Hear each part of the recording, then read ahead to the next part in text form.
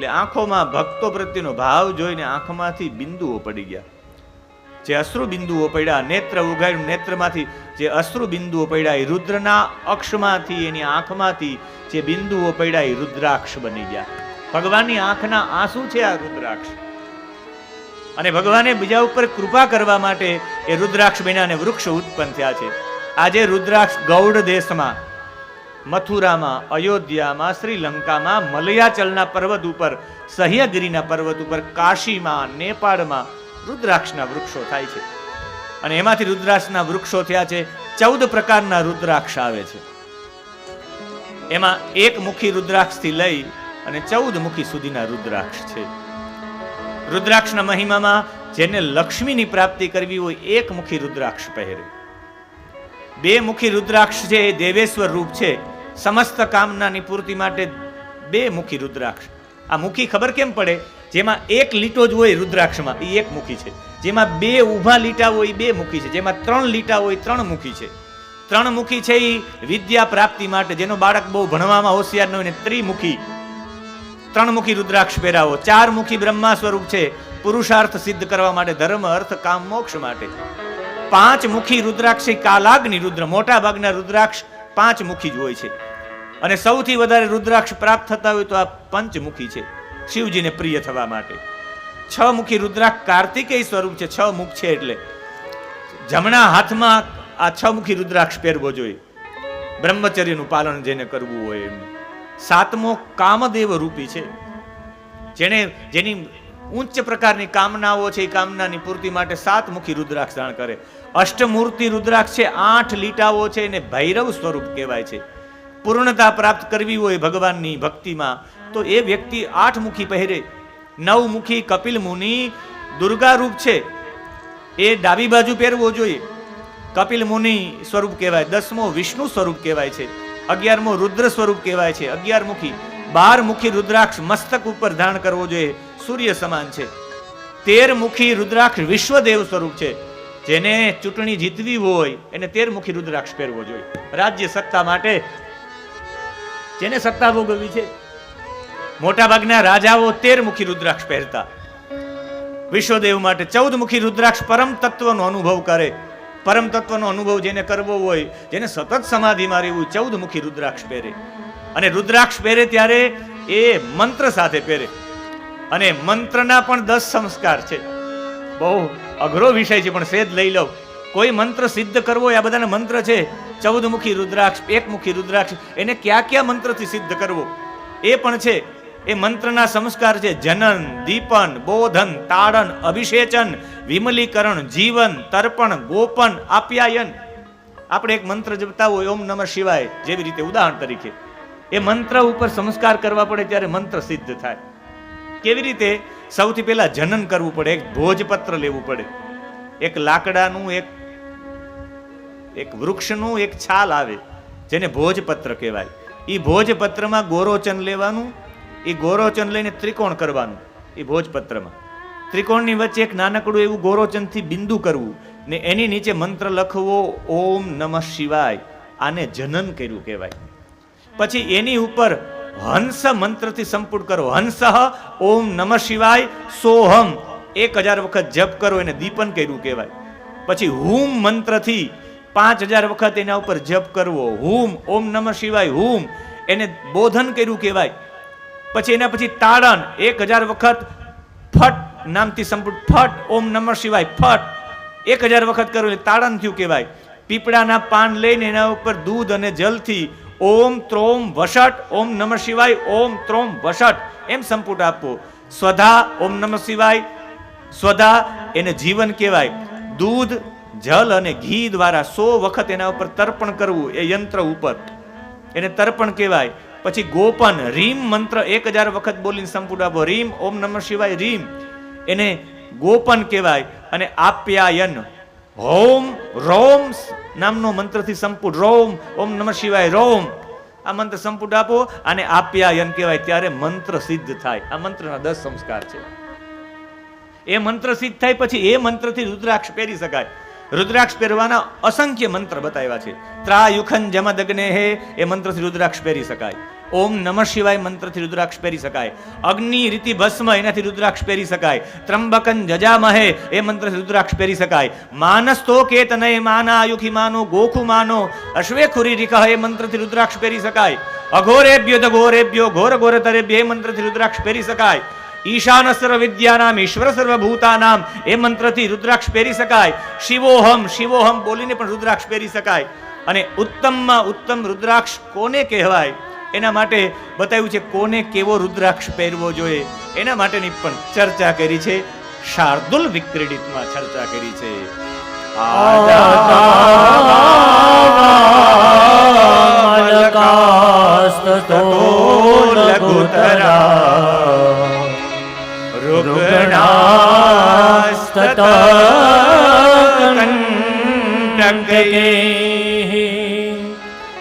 સંદાષ્ટાકૃમિભીસ્તનોપકરણ છિદ્રેણ હીનાસ્તતા ધાર્યાને વસુભે સુભીશ્ચકવદ રુદ્રાક્ષમાપ્યંતતો રુદ્રાક્ષો મમ લિંગમંગલમુમે સૂક્ષ્મં પ્રશસ્તં સદા. રુદ્રાક્ષનો મહિમા ગાયો છે. કેવા રુદ્રાક્ષ ધારણ કરવા જોઈએ? રુદ્રાક્ષની વિશેષતા છે આમળા જેવડા રુદ્રાક્ષ સૌથી શ્રેષ્ઠ. આમળા જેવડું ફળ હોય. શંકરાચાર્યને જોજો બધા આમળા જેવા ગોળ મોટા પહેરતા હોય. એ ઉત્તમમાં ઉત્તમ આમળા જેવા ફળ જેવડા. અરિષ્ટ કોઈ પણ પ્રકારનું હોય દૂર કરે આમળા જેવડા. બોર જેવડા છે એ મધ્યમ કહેવાય. ચણા જેવડા છે એ અધમમાં અધમ કહેવાય. ઉત્તમમાં ઉત્તમ રુદ્રાક્ષ એ કહેવાય કે જેમાં છિદ્ર ઓટોમેટિક બને, બનાવવું ન પડે. દોરી પરવા માટેનું છિદ્ર જેમાં બનાવેલું એ ઉત્તમ રુદ્રાક્ષ છે. મધ્યમ એ છે જેમાં છિદ્ર કરવું પડે.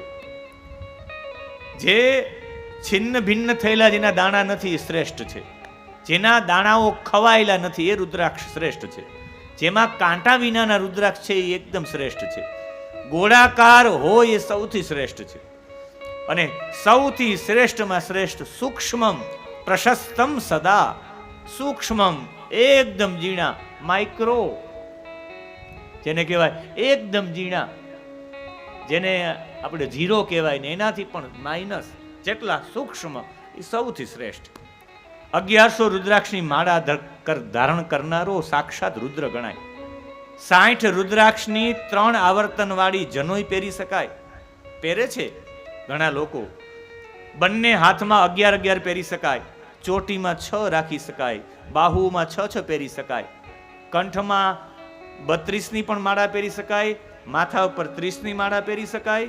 કમર ઉપર 5 રુદ્રાક્ષ પહેરવા જોઈએ. કાંડામાં 11, કોણીમાં 1, 360 રુદ્રાક્ષનો હાર પહેરનારો વ્યક્તિ સાક્ષાત શિવ સમાન છે.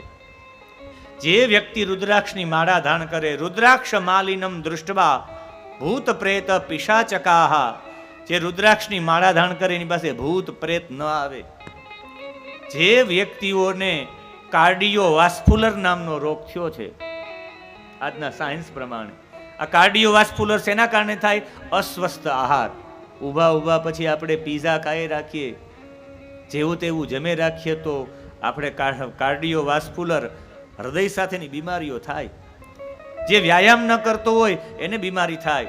જે અધિક વજનવાળો હોય એને બીમારી થાય. જે ધૂમ્રપાન કરતો હોય એને બીમારી થાય. આ કાર્ડિયોવાસ્ક્યુલરના રોગમાંથી બચવા માટેનો ઉપાય, સૌથી સારામાં સારો ઉપાય જે રુદ્રાક્ષને ધારણ કરે. રુદ્રાક્ષ જેના શરીર ઉપર હોય એને બીમારી થવાની શક્યતાઓ ઓછી છે. 7 મુખવાળો કામદેવના નામથી પ્રસિદ્ધ છે. આવા બધા નામ આપીને રુદ્રાક્ષ ધારણ કરવાનો મહિમા બતાવ્યો છે. રુદ્રાક્ષ ધારણ કરનારો છે આપણા માટે એક પરિધિ છે. રુદ્રાક્ષ ધારણ કર્યો હોય તો અમુક વસ્તુ ન કરી શકીએ. બાળકોને રુદ્રાક્ષ ધારણ કરાવો કે આ ન કરતો તું. બાળકોને રુદ્રાક્ષ ધારણ કરાવો. અમારે તો કાશીમાં કૂતરાઓને પણ રુદ્રાક્ષની માળા પહેરાવવામાં આવે. કૂતરાના ગળામાં રુદ્રાક્ષની માળા હોય, કૂતરાઓએ પહેરી હોય. કાશીમાં કૂતરાને પહેરાવવામાં આવે. અને જેનું આપણે કાલે સ્મરણ કર્યું, કરપાત્રજી મહારાજ, જેનું નામ હતું હરિહરાનંદ, ગળામાં એક તુલસીની માળા, એક રુદ્રાક્ષની માળા ધારણ કરતા. રુદ્રાક્ષની માળા આપણે એમ થાય કે લઘુશંકા જાય ઉતારવી પડે. ના ના, કમરથી ઉપરનો ભાગ પવિત્ર જ કહેવાય, એટલે પહેરી જ રાખવી જોઈએ. તો જનોય પણ પવિત્ર છે, ઉતારી ન નખાય. પણ જનોય આમ કાન ઉપર ચડી જાય એટલે કમરથી ઉપર થઈ જાય. કમરથી ઉપરની બધી વસ્તુ પવિત્ર છે, એટલે આપણે જઈએ ત્યારે ઉતારવાની જરૂરિયાત પણ નથી. આ તો ખાલી એક ચર્ચાના રૂપમાં એવા રુદ્રાક્ષનો મહિમા સાથે વિદ્યેશ્વર સંહિતાને વિરામ, પહેલી સંહિતા આજે વિરામ કરીએ છીએ. વિદ્યાના ઈશ્વર છે મહાદેવજી. વિદ્યા કામસ્તુ ગિરીશમ, એવા ચરિત્રને વંદન કરીએ છીએ.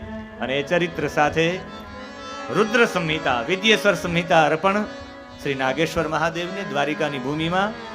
અને એમના પછી બીજી સંહિતા રુદ્ર સંહિતા, જેમાં 5 ખંડ છે. એનો પહેલો ખંડ એટલે સૃષ્ટિ ખંડ. સૃષ્ટિ કેવી રીતે ઉત્પન્ન થઈ એની કથા, જે બધા કહે ને બિગ બેન્ડ પદ્ધતિથી જગત ઉત્પન્ન થયું, વિસ્ફોટથી. આજનું સાયન્સ કહે છે એમાં સ્વયં સૌથી પહેલા રુદ્ર સંહિતામાં નારદજીનું ચરિત્ર છે. અને નારદજી એક દિવસ ફરતા ફરતા, જેના હાથમાં કરતાલ છે અને સતત જેના મુખમાં નારાયણનું નામ છે, નારાયણ નારાયણ શ્રીમન નારાયણ નારાયણ નારાયણ નારાયણ નારાયણ શ્રીમન નારાયણ નારાયણ નારાયણ શ્રીમન નારાયણ નારાયણ નારાયણ શ્રીમન નારાયણ નારાયણ નારાયણ શ્રીમન નારાયણ નારાયણ નારાયણ શ્રીમન નારાયણ નારાયણ નારાયણ નારાયણ શ્રીમન નારાયણ નારાયણ નારાયણ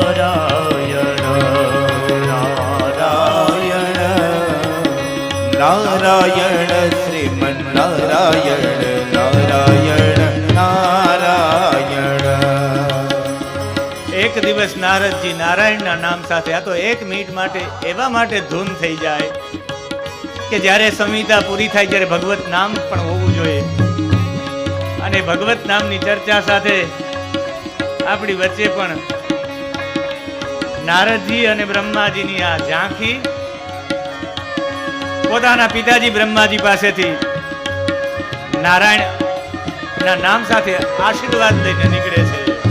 ભજમન નારાયણ નારાયણ નારાયણ ભજમન નારાયણ નારાયણ નારાયણ ભજમન નારાયણ નારાયણ નારાયણ ભજમન નારાયણ નારાયણ નારાયણ ઓ નારાયણ નારાયણ શ્રીમન નારાયણ નારાયણ નારાયણ નારાયણ નારાયણ શ્રીમન નારાયણ નારાયણ નારાયણ.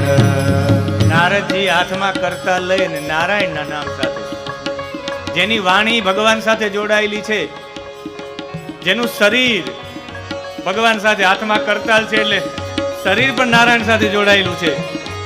અને જેનું મન એક વીણા છે, અને વીણાનો આમ સૂર વાગે, જેમ બેન્જો વાગે ને મન કેમ ત્યાં દોડ્યું જાય, જે મનથી, જે શરીરથી, જે વાણીથી નારાયણમય છે, એનું નામ છે નારદ. એકસ્મિન સમયે વિપરા નારદો નિસત્તમા ભીમસેન દુહાકાચી દેખા પરમ શોભના નારાયણ નારાયણ શ્રીમન નારાયણ નારાયણ નારાયણ નારાયણ નારાયણ શ્રીમન નારાયણ નારાયણ નારાયણ શ્રીમન નારાયણ નારાયણ નારાયણ શ્રીમન નારાયણ નારાયણ નારાયણ ભજમન નારાયણ નારાયણ નારાયણ ભજન નારાયણ નારાયણ નારાયણ બદ્રી નારાયણ નારાયણ નારાયણ બદ્રી નારાયણ નારાયણ નારાયણ સ્વામી નારાયણ નારાયણ નારાયણ સ્વામી નારાયણ નારાયણ નારાયણ નર નારાયણ નારાયણ નારાયણ નર નારાયણ નારાયણ નારાયણ સૂર્ય નારાયણ નારાયણ નારાયણ સૂર્ય નારાયણ નારાયણ નારાયણ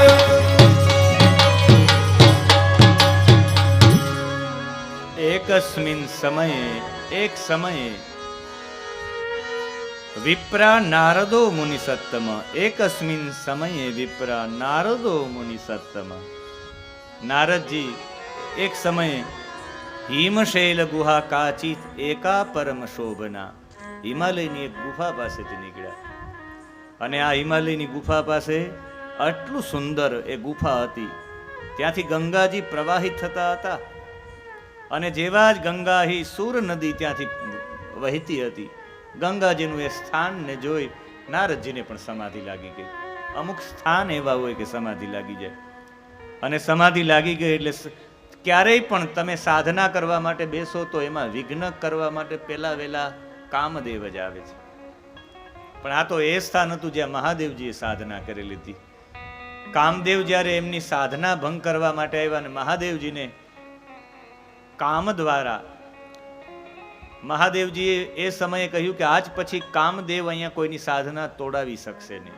શા માટે નહીં તોડાવી શકે? અહીંયા મારી દ્રષ્ટિ જ્યાં સુધી પડે આ સ્થાનમાં કામદેવ હવે કોઈ સાધકની સાધના તોડાવી ન શકે એવું મહાદેવજીએ વચન આપેલું હતું. એ સ્થાન ઉપર નારદજી ગયા. કામદેવે આવીને પ્રયત્ન કર્યો છે. 3 વ્યક્તિઓની દ્રષ્ટિ બહુ નબળી હોય છે. એક શ્વાન, મઘવાન અને જુવાન. કહેવામાં આવે છે શ્વાન એટલે કૂતરો. તમે સારી વસ્તુ બનાવો તો કૂતરાની દ્રષ્ટિ ભોજન ઉપર જ હોય, દ્રષ્ટિ નબળી છે શ્વાનની, કૂતરાની. મઘવાન શબ્દ ઇન્દ્ર માટે વાપરવામાં આવ્યો છે. મઘવાન એટલે ઇન્દ્ર. ઇન્દ્રને પણ તમે સાધના કરો એમ થાય કે મારું ઇન્દ્રાસન જતું રહેશે તો, અને એણે કામદેવને કહ્યું કે જાઓ વિઘ્ન કરો. એટલે મઘવાન અને જુવાન યુવાનોની દ્રષ્ટિ માટે પણ. વિવેકાનંદજીનો શબ્દ છે ન નિંદિતમ યૌવનમ નાસ્તિ. એટલે ત્રણેયની દ્રષ્ટિ નબળી હોય એટલે ઇન્દ્રએ મોકલા છે કામદેવને. કામદેવે ઘણા બધા પ્રયત્નો કર્યા પણ સમાધિ ન છૂટી અને સાધના પૂર્ણ થઈ. કામદેવ પણ જેની સાધનાને તોડાવી ન શક્યો એટલે અભિમાન થયું છે નારદજીને.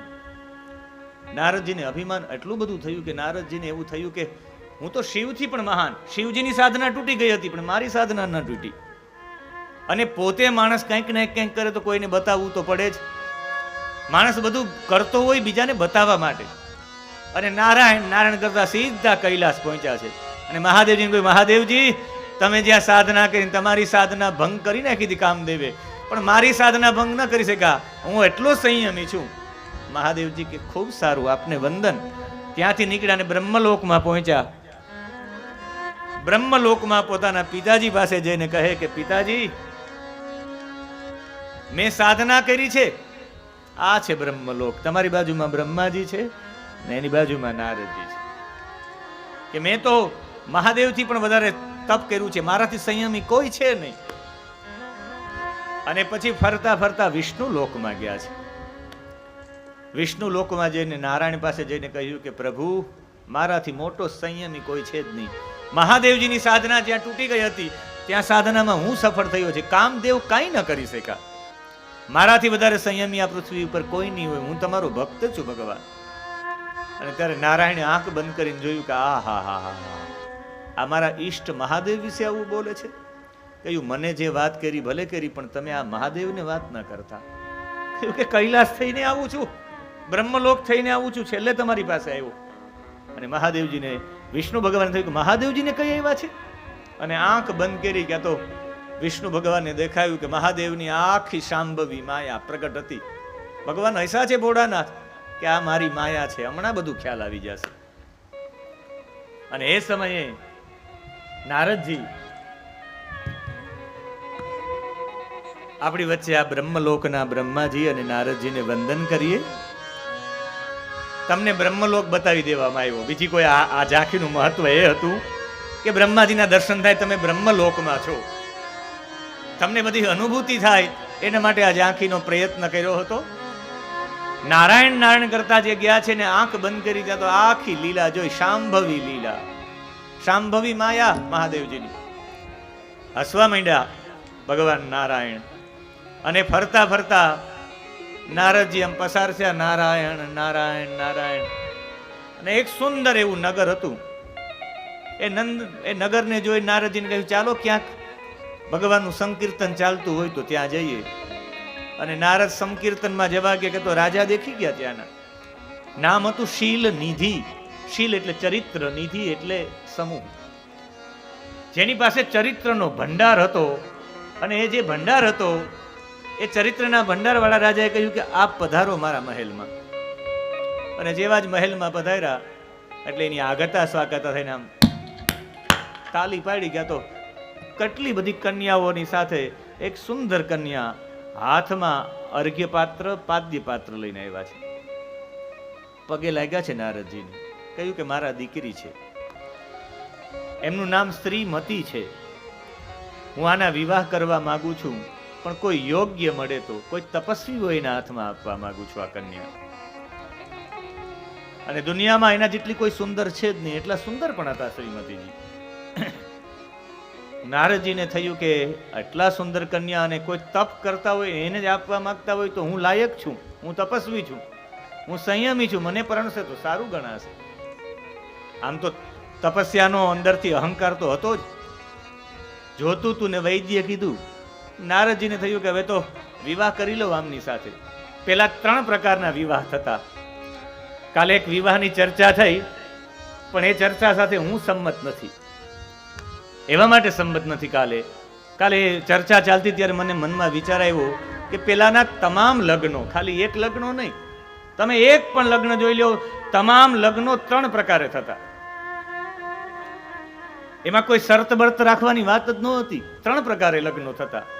એક લગ્ન સ્વયંવર પ્રમાણે વિવાહ પરંપરા હતી. 3 પરંપરા હતી લગ્નની. એમાં એક પરંપરા હતી સ્વયંવર વિવાહ પ્રથા. સ્વયંવર એટલે કન્યા હાથમાં લઈને, ફૂલની માળા હાથમાં લઈને નીકળે, જે એને પસંદ આવે એના ગળામાં હાર પહેરાવી દે. એટલી સ્વતંત્રતા તો ક્યારે હતી? અત્યારે નથી. કન્યા ધારે એના ગળામાં હાર પહેરાવી શકે એટલી સ્વતંત્રતા આજે છે. એ સમયમાં સ્વયંવર વિવાહ પ્રથા હતી. કન્યા ગમેના, દમયંતી અને નલનો વિવાહ છે ને એ સ્વયંવરમાં થયો હતો. ક્યારેક નલ દમયંતીનું ચરિત્ર વાંચીએ મહાભારતમાં તો ખ્યાલ આવે. હાથમાં માળા લઈને દમયંતી ગયા એટલે દેવતાઓ આવી ગયા કે આપણે બધાય નલ જેવા બની જાય. એ નલના ગળામાં જ પધરાવી તો આપણે નલ બની જાય. તો બધા લોકો નલ બની ગયા. દમયંતી વિચારવા માંડી કે કોના ગળામાં ધારણ કરાવું, બધા નલ છે. અને ત્યારે 5 લક્ષણો મહાભારતમાં બતાવે છે. 5 લક્ષણો મનુષ્યના અને 5 લક્ષણો દેવતાના. આ ફરક છે. આ મનુષ્ય છે કે દેવતા છે ઓળખવું હોય તો 5 લક્ષણોથી ઓળખી શકાય. એક, દેવતાઓનું પ્રતિબિંબ ન હોય ને આપણું પ્રતિબિંબ હોય, આપણો પડછાયો હોય. દેવતાઓનો આમ જોયું તો નલનો પડછાયો પડતો તો બીજાને નહોતો પડતો. આ બધા દેવતા છે, સમજી ગયા દમયંતી. એનું બીજું લક્ષણ છે દેવતાઓ અશ્વેદ હોય. દેવતાઓને પરસેવો ન થાય, આપણે પરસેવો થાય. આપણે આમ કરવું પડે તો સમજવાનું કે આ મનુષ્ય છે. એટલે આપણા શરીરમાંથી પરસેવો થાય, આપણા શરીરમાંથી દુર્ગંધ આવતી હોય અને દેવતાઓના શરીરમાંથી સુગંધ આવતી હોય. આ બીજું લક્ષણ છે. અશ્વેદ હોય દેવતા, પરસેવા વિનાના. ત્રીજું લક્ષણ છે દેવતાઓનું અને મનુષ્યની વચ્ચેનું, એની આંખો છે એમાં પલક ન થાય. આપણે આંખ પટપટ કરવી પડે, દેવતાઓની આંખ આમ જ રહી. આ દેવતાઓનું લક્ષણ છે. આપણી આંખ આમ પટપટ થાય મહાભારત પ્રમાણે. એનું ચોથું લક્ષણ છે કે દેવતાઓના ગળામાં જે માળા હોય એ કોઈ દિવસ સુકાય જ નહીં, એમને તાજી માજી દે. એ દેવતાને આપણામાં ગળામાં પરસેવો થાય, માળા સુકાઈ જાય. અને દેવતાનું 5મું લક્ષણ, દેવતાઓ જમીનથી સેજ ઊંચા હોય ને આપણે જમીનને અડીને ચાલતા હોય. અમુક લોકોના પગ પેની અડતી ન હોય તો મને એમ લાગે અડધા ભગવાન જેવા તો છે જ, દેવતા જેવા. આપણે બધા કહેતા હોય ને કે હા પગવાળા છે, પણ એનું લક્ષણ છે જમીનથી ઊંચા દેવતાઓ ચાલે. નલ દમયંતીનો સ્વયંવર વિવાહ પ્રથાથી સ્વયંવર થયો હતો. બીજી લગ્નની પ્રથા હતી પરાક્રમ શુલ્ક પ્રદત્ત વિવાહ પ્રથા. કોઈ પણ બાપો હોય, કોઈ પણ પિતા હોય, બાપ એની દીકરીને ત્યાં પરણાવે કે પાતિ ઇતિ પતિ સંસ્કૃતમાં થાય છે. જે રક્ષણ કરે એને પતિ કહેવાય. પાતિ ઇતિ પતિ, જે મારી દીકરીનું રક્ષણ કરી શકે એની સાથે હું પરણાવું. વિક્રમ બેતાલની એક જૂની વાર્તા છે. બેતાળને લઈને જતા હોય વિક્રમ તો આ પ્રશ્ન પૂછે કે એક ભાઈ જતો તો સોના હીરા ઝવેરાત લઈને, વેપારી હતો. એને લૂંટવા માટે ઘણા બધા લૂંટારાઓ આવ્યા અને લૂંટારાઓ લૂંટતા ત્યાં એક કોઈ વીર છોકરો આવ્યો. એને લૂંટારાઓને મારી ભગાડ્યા ને એ સોનું બધું આપ્યું. ત્યારે એ વ્યક્તિએ પૂછ્યું, એ વેપારીએ, કે તારા લગ્ન થઈ ગયા ભાઈ? કે નહીં. કે જાઓ અષાઢી બીજના દિવસે જાન જોડીને આવજો, મેં મારી દીકરી તમને આપી છે. હવે એક કન્યાની માતા કોઈ નગરમાં ગઈ, એક વેપારીનો છોકરો વેપાર કરતો હતો, બધાને સારી રીતે બોલાવતો હતો, હિસાબ બરાબર રાખતો હતો, એટલો બધો સારા વ્યવહાર વાળો હતો કે તમારે માજી શું જોઈએ, તમારે ઘરે સામાન મોકલાવી દઉં? એને કહ્યું તારા લગ્ન થઈ ગયા ભાઈ? કે નહીં. સગાઈ? તો કે નહીં, મેં મારી દીકરી તમને આપી છે, અષાઢી બીજના જાન લઈને આવજો. અને એનો ભાઈ, દીકરીનો ભાઈ, એ ક્યાંક ગયો ને એને એક મૂર્તિકારને જોયું. મૂર્તિને એટલી બધી શણગારતો હતો, આંખોમાં સરસ શણગારતો, સારી સાડી પહેરાવતો હતો, સુંદર બનાવતો હતો એક મૂર્તિને. કે મૂર્તિને સુંદર બનાવે તો મારી બેનને કેટલો બનાવશે? કે લગ્ન થયા? કે નહીં. સગાઈ થઈ? તો કે નહીં, મારી બેન તમને આપી, અષાઢી બીજના જાન લઈને આવજો. બેતાળ વિક્રમને પૂછે કે કોની સાથે લગ્ન કરવા જોઈએ? અષાઢી બીજના ત્રણેય જાન લઈને આવે તો. જો જવાબ તને જાણતો હોય નહીં આપીશ તારી ખોપરી ફાટી જશે, બાકી તું બોલીશ તો હું જતો રહીશ. અને આપણે જાણીએ છીએ, આમણે કહ્યું કે જે ઓલા લૂંટારાઓથી બચાવ્યા છે એની સાથે કરવા જોઈએ. કેમ? કે આ દુનિયામાં સ્ત્રીને સુંદર બનાવે એને પતિ ન કહેવાય, સારો વ્યવહાર કરીને પતિ ન કહેવાય. જે રક્ષણ કરે પોતાની જાનને જોખમમાં રાખીને એને પતિ કહેવાય. પાતિ ઇતિ પતિ. પેલાના લોકોએ શરત રાખી, તેનો મતલબ છે નહીં. મને બતાવો ભગવાન શ્રી કૃષ્ણએ અયોધ્યામાં ગયા, નાગન જીતી જેનું નામ સત્યા હતું, એના પિતાજીએ શરત રાખી હતી, જે 7 સાંજને એક સાથે નાથે એની સાથે લગ્ન કરું. તો સત્યા દુખી નથી થયા. કહેવાનો મતલબ છે પેલાના વિવાહની પ્રથા જેવી હતી, ખાલી જનકની ને દ્રૌપદીની જ નહીં, દરેક વિવાહ પરાક્રમ શુલ્ક પ્રદત્ત વિવાહ પ્રથા એને કહેવામાં આવતી. પોતાનું પરાક્રમ બતાવીને એને ખબર પડી જાય કે હાસ આ બરાબર પરાક્રમ છે, આ મારી દીકરીનું રક્ષણ કરશે, એને દીકરી પરણાવે. બીજી પ્રથા. ત્રીજી લગ્ન પ્રથા હતી, એનું એ વિવાહ પ્રથાનું નામ હતું કે પ્રતિજ્ઞા પૂર્તિ વિવાહ પ્રથા. જેના પિતાજીએ પ્રતિજ્ઞા કરી હોય એની પૂર્તિ કરે. જેને કોઈની પ્રતિજ્ઞા પૂર્તિ કરવાની હેમ છે એ મારી દીકરીની પણ જે પ્રતિજ્ઞા કે જે ઈચ્છા છે એને પૂર્ણ કરશે. મારી પ્રતિજ્ઞા પૂર્ણ કરે તો મારી દીકરીની ઈચ્છા પૂર્ણ નહીં કરે, એટલે મારી દીકરીને સુખેથી રાખશે એ ભાવનાથી. આ 3 પ્રથા હતી. ગમે ત્યાં લગ્ન જોઈ લ્યો, આ 3 પ્રથાના જ લગ્ન હતા. આખા ઇતિહાસો, આખા પુરાણો ખોલીને જોઈ લ્યો. ખાલી માં જાનકી અને દ્રૌપદીના વિવાહ જ આમ થયા હતા ને, બધા વિવાહ ટોટલી વિવાહ. અને શર્ત સાથે વિવાહો થાય, દુખી થાય એવું પણ ન હતું. પૂર્વમાં બધા વિવાહો એવા થયા હતા. ખંડનનો મારો કોઈ ભેદ નથી, પણ એક સત્ય વાત પ્રસ્થાપિત થાય એના માટે છે. બાકી તો કોઈ ક્યારેક સમજણ આપણા ધ્યાનમાં ન આવ્યું એટલે આપણે એવું લાગતું હોય કે આ જ વાત સત્ય છે. ક્યારેક એવું બનતું હોય છે, પણ આપણે ગમતું આપણું બધું હોતું નથી. શાસ્ત્રો વિશાળ છે, એટલા બધા વિશાળ છે, એનું અધ્યયન થાય ને પછી નિર્ણય થાય તો કંઈક યોગ્ય ગણાય. એટલે મૂળ મારી વાત હતી કે સ્વયંવર જેને પસંદ આવશે એના ગળામાં. આ તો વિષય નીકળ્યો એટલે મને વાત થઈ. આ શ્રીમતીના વિવાહમાં કહ્યું કે હું લગ્નમાં જાઉં તો, અને એના જેટલું મારે પણ સુંદર બનવું પડે. ને આ દુનિયામાં સુંદરમાં સુંદર કોઈ હોય તો એ શાંતાકારમ ભુજગ શયનમ પદ્મનાભમ સુરેશમ વિશ્વાધારમ ગગન સદૃશમ મેઘવર્ણમ શુભાંગમ, જેના બધાય અંગ શુભ છે, આટલા સુંદર છે ભગવાન. શશંખ ચક્રમ સકિરીટ કુંડલમ. ભગવાન પાસે કહે કે ભગવાન તમારા જેવું રૂપ મને આપો. અને ભગવાને વિચાર્યું કે આ તો એની માયા છે. ભગવાને કહ્યું જાઓ, હંમેશા ડોક્ટર છે ને એ મરીજનું હિત જ વિચારે. ભિષગ વરો યથાર્થસ્ય યત પ્રિયતરોસી મે. હંમેશા ડોક્ટરોએ, વૈદ્ય લોકોએ દર્દીનું હિત વિચારવું જોઈએ, એટલે એને કડવી દવા આપવી જોઈએ. કહ્યું કે જાઓ, તમને રૂપ મળી ગયું. આમ જોયું નીચે તો સુંદર રૂપ હતું, હાથ પગ આખું શરીર સુંદર હતું. એટલે અરીસામાં જોવાનો ટાઈમ નહીં મળ્યો હોય. મુખ વાનરનું આપી દીધું, આખું શરીર ભગવાન વિષ્ણુ જેવું આપી દીધું છે. અને પોતે ગયા સ્વયંવરમાં. કે મારા સિવાય તો કોના ગળામાં ધારણ કરાવે. અને બેસી ગયા આમ, આંખ બંધ કરીને કે આવશે તો મારી પાસે જ આવશે ને બીજે ક્યાં હાર પહેરાવશે. અને હાથમાં હાર લઈને નીકળ્યા છે આ શ્રીમતી. આમ ઝાંઝરનો અવાજ આવે, એક પછી એકને પાર કરતા ગયા, મંદ મંદ હસતા ગયા. એની બાજુમાં બે રુદ્રના ગણો બેઠા હતા, એ જોઈને હસતા હતા.